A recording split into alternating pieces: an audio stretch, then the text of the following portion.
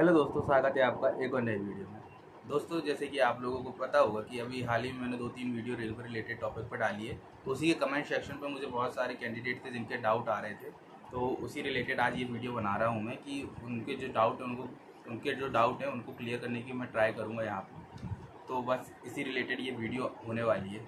तो दोस्तों, बहुत से कैंडिडेट के मन में सबसे मेन क्वेश्चन कास्ट सर्टिफिकेट को लेके था कि उन्होंने स्टेट वाला कास्ट सर्टिफिकेट जो 2025 की वैकेंसी आई थी उसमें लगा दिया है, क्योंकि इस बार मेंशन था अलग से कि आपका 1 अप्रैल के बाद का कास्ट सर्टिफिकेट होना चाहिए सेंट्रल फॉर्मेट में ओबीसी का।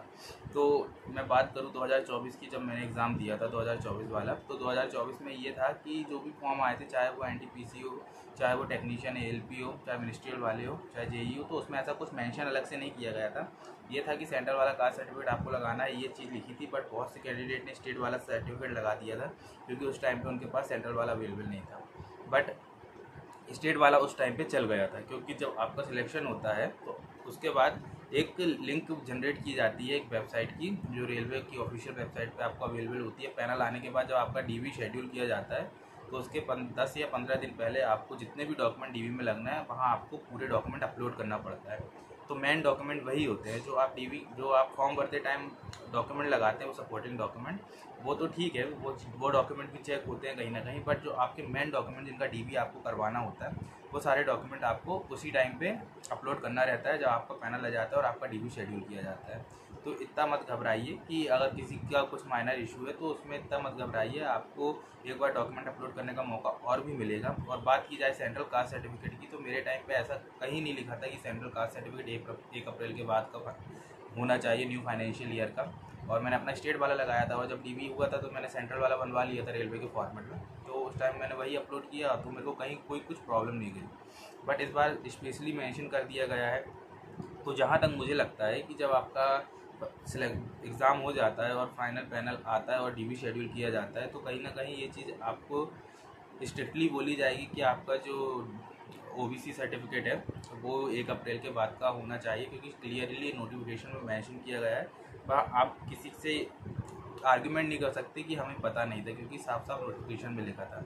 बट बहुत से केसेस ऐसे होते हैं, क्योंकि जो डॉक्यूमेंट वेरिफिकेशन होता है वो जोन वाइज होता है, और अलग अलग जोन में अलग अलग बोर्ड में अलग अलग चीज़ें होती है। ये चीज़ मैंने अभी जब टेक्नीशियन का डीवी मेडिकल चल रहा था तब मैंने ये चीज़ फील किया कि रेलवे के जितने भी बोर्ड है या चाहे हेडक्वार्टर हैं, तो हर जगह सेम प्रोसेस नहीं होती। तो शायद कुछ जोन में या कुछ बोर्ड में इस चीज़ को कंसीडर कर लें कि आप न्यू वाला सेंट्रल कास्ट सर्टिफिकेट बनवाते हैं। बट ये डिपेंड करता है उस टाइम पे। हाँ, अगर आपका ओबीसी सर्टिफिकेट वो वैलिड नहीं करेंगे उस टाइम पे, तो आपको जनरल से काउंट किया जाएगा। आपको फिर वही है कि जनरल वाली चीज़ें होगी, जनरल से काउंट किया जाएगा, और जितनी भी चीज़ें हैं पूरी जनरल कैटेगरी के हिसाब से होगी आपकी।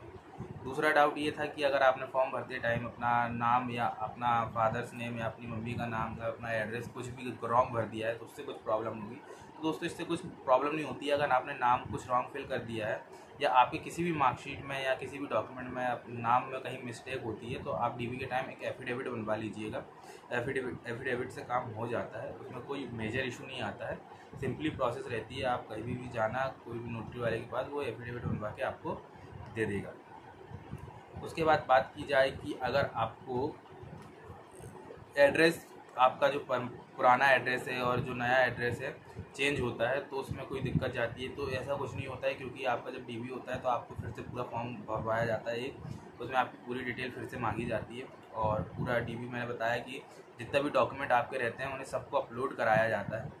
जब आपका पैनल फाइनल आता है तो डीवी के पहले 10-15 दिन पहले आपके जितने भी सपोर्टिंग डॉक्यूमेंट है जो डीवी के टाइम लगना है, उन्हें सब अपलोड कराया जाएगा वेबसाइट पे, और उन्हीं डॉक्यूमेंट को फिर से चेक कराया जाएगा कि ये डॉक्यूमेंट सही है कि नहीं। भाई कोई डॉक्यूमेंट में दिक्कत जाती है तो आप जहाँ तक मेरे ख्याल से एफिडेविट बनवा के काम चलवा सकते हैं।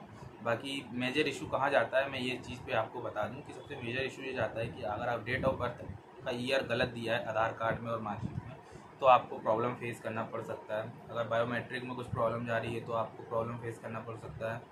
और ये बस 2 ही 3 चीज़ें हैं, क्योंकि फाइनल रिजल्ट आने के बाद जब आपका डीवी होता है तो डीवी में लगभग स्टाफ सपोर्ट करता है, तो आपको उतना टेंशन लेने की ज़रूरत नहीं है। जब तक कोई मेजर इशू नहीं आएगा, आपको डीवी और मेडिकल से बाहर नहीं किया जाएगा। बाकी कोई भी आपको कुछ भी डाउट है तो आप कमेंट सेक्शन पे पूछ सकते हैं, और मैं कोशिश करूँगा अगर मुझे उसका कोई सॉल्यूशन पता होगा या उसका जवाब पता होगा तो मैं ज़रूर देने का ट्राई करूँगा।